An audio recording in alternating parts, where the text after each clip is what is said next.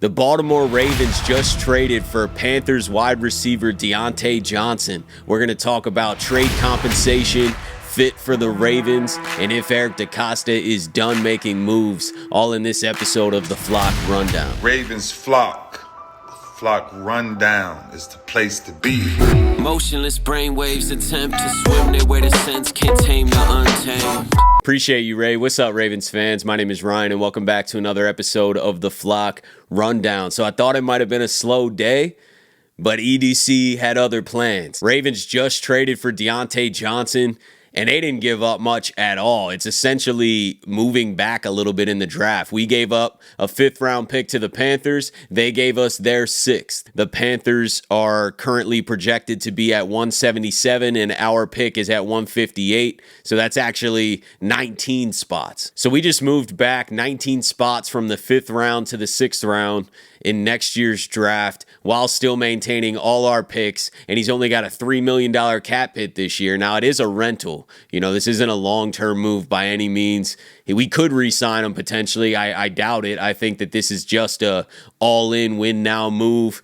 Make a trade for this year because we didn't give up much draft capital, and he's a free agent next year. So this move most likely is for right now this season, but I'm cool with that, man. We're not giving up anything. This is a genius move. We're not giving up anything, you know, and now that gives us great wide receiver depth. I'm feeling a lot better about Diontae Johnson being our wide receiver 2, 3, whatever you want to put them at. But Zay, Bateman, and Diontae Johnson are our big 3. And one thing that all 3 of them have in common is high-level separation. When teams are stacking the box, playing a lot of man, we're going to spread them out, and there's going to be a lot of one-on-one matchups with these receivers, and these receivers are some of the best receivers in the league at getting separation. So then it's just on Lamar to hit them in open space, and I think that this is a big boost for Diontae Johnson. Maybe not on a consistent performance base, you know, maybe not a fantasy boost, because there's going to be some bad weeks where Diontae Johnson's just not that involved because of the game script, or Zay has a crazy day, or Bateman, or whatever.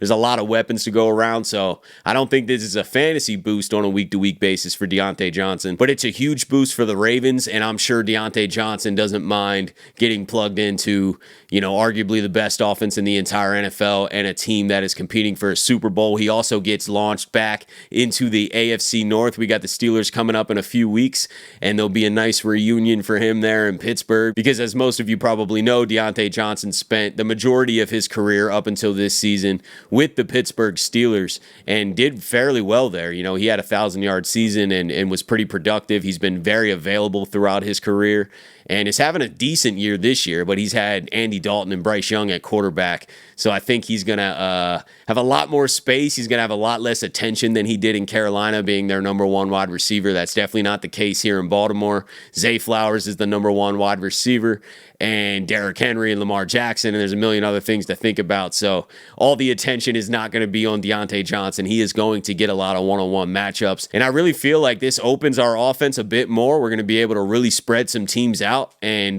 win these battles, man. We got 3 wide receivers that can win one-on-one battles consistently, not even mentioning Mark Andrews and Isaiah Likely that can also do that as well. So I think that this is a perfect depth move. It's a perfect addition to this receiver room. You know, we talked about how we might want to get an X receiver or a bigger body receiver. I think that that is needed maybe in the long term. You know, I would love a possession guy that we can just throw it to even when he is covered. But right now, I think that that role of the big body guy throwing it to him while he's covered is really taken up by Isaiah Likely and Mark Andrews, our tight end. So we're going with them in the red zone. I'm fine with that. And then we're going with receivers that can separate, can run routes, got quickness, explosiveness, and beyond the fit or how much he lifts this offense.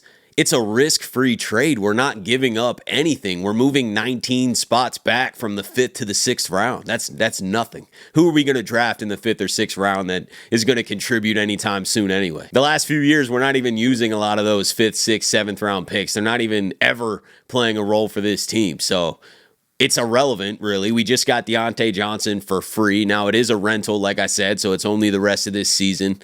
I would be surprised if they re-sign him. It would have to be a very value-type deal. I could see us drafting a wide receiver way more than I could see us giving Diontae Johnson another deal in free agency. So this is definitely half a year rental, but we're not giving up anything for it. So this is a really smart move by Eric DeCosta. It also shows that he is not afraid to be aggressive this year. Not that I thought he was. Most years he has been very active at the trade deadline, or at least, rumored to be active or making calls. And this year proves to be no different. This is our one trade. Now, is he done?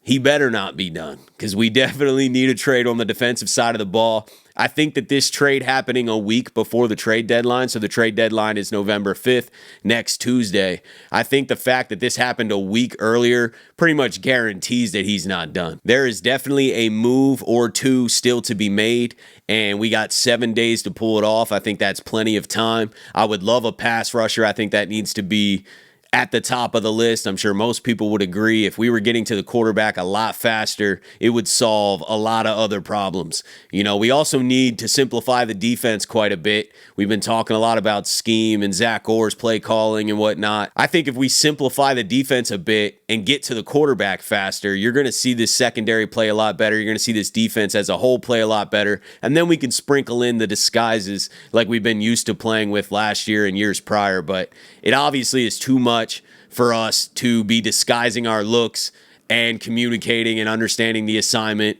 and having guys in and out of the line. It's just too much. It's not working. We have one of the worst defenses in the league. But I think a simple solution is a really good pass rusher. Now, I don't know who's available. We could probably still go get a Clowney. If the Panthers are selling Diontae Johnson, wouldn't surprise me if they'd be willing to sell Clowney. Now, he does have a bit more cap gymnastics that need to be done because he has a bigger cap hit next year. Diontae Johnson doesn't have a cap hit next year. So there definitely would be some more workaround to do there, but I wouldn't mind Clowney coming back, or is it Darius Smith, or we go big head hunting if that's possible and try to get a Max Crosby or somebody along those lines. If we got a Max Crosby in here, this defense changes overnight. But that is a dream scenario. I'm not really expecting that. I would be pleasantly surprised if that did happen. But regardless, there's a pass rusher move that needs to be made. They know that. That's why they signed Yannick Ngakoue. That's why they're benching David Ajabo. There's definitely things going on, and they're trying some different things to alleviate weaknesses in the team. But trading is another way to do that, and Eric DeCosta just pulled the trigger on this wide receiver trade. We've been talking all season about how we're pretty thin at wide receiver. You saw Zay get a little hobbled this week. We were all pretty concerned. Is Zay's a little slower? Is Zay going to play? How do we look if Zay's not out there? Well, now having a Diontae Johnson gives us a little security if Zay has to miss a game, or if Bateman has to miss a game. We still have weapons out there. We're not screwed. We're not putting Lamar in terrible situations. This is definitely going to affect how much of Nelson Aguilar we see, unless there's other injuries. But as of right now, as soon as we plug Diontae Johnson into this lineup, and I don't know if that'll be this Sunday against the Broncos, but I definitely think it'll be by the Thursday night game against the Bengals. I think Diontae Johnson will probably play this week against the Broncos, but I'm not expecting to see as much because there's a very short ramp-up time here for him to learn the offense. But it's going to eat into Nelson Aguilar's snaps and Tylan Wallace for sure. I don't think we're going to see much of Tylan Wallace in the passing offense. We might see him out there as a returner if needed. But this was a necessary move to get some wide receiver depth, and I am mind blown at the compensation. I mean, we're literally just moving back 20 picks. That's incredible. That's a genius trade. We aren't tied to him after this season. We literally are doing a risk-free trade here. There's nothing that can go wrong. Even if he gets hurt or doesn't pan out, we're at the same spot we were, or we're at 20 picks later in the 6th round. Who cares? You know what I mean? So this is an incredible compensation trade. It's a very smart trade for Eric DeCosta to pull off. Low risk. I think it does boost this team for sure. We don't have a wide receiver 3 as good as Diontae Johnson is going to be, and I really hope we're not done. I think we need one more move or two on the defense, but definitely a pass rusher. If we don't get a pass rusher by the end of this deadline, I'm still concerned about the defense. But let me know what you guys think about this trade. How does he fit in this offense? How much does this bolster the offense? And is Eric DeCosta done? Who else would you go get on defense? What pass rushers are you eyeing up? Let me know in the comments. And as always, guys, I appreciate you tuning in to another episode of the Flock Rundown. Have a beautiful rest of your day, and I'll talk to you guys soon. Ravens Flock. The Flock Rundown is the place to be. My man Ryan has been a lifelong Ravens fan. since he was born. The flock rundown. Nothing gets better than waking up and wondering how high we can fly. Tune in. Motionless brainwaves attempt to swim their way to sense, can't tame the untamed.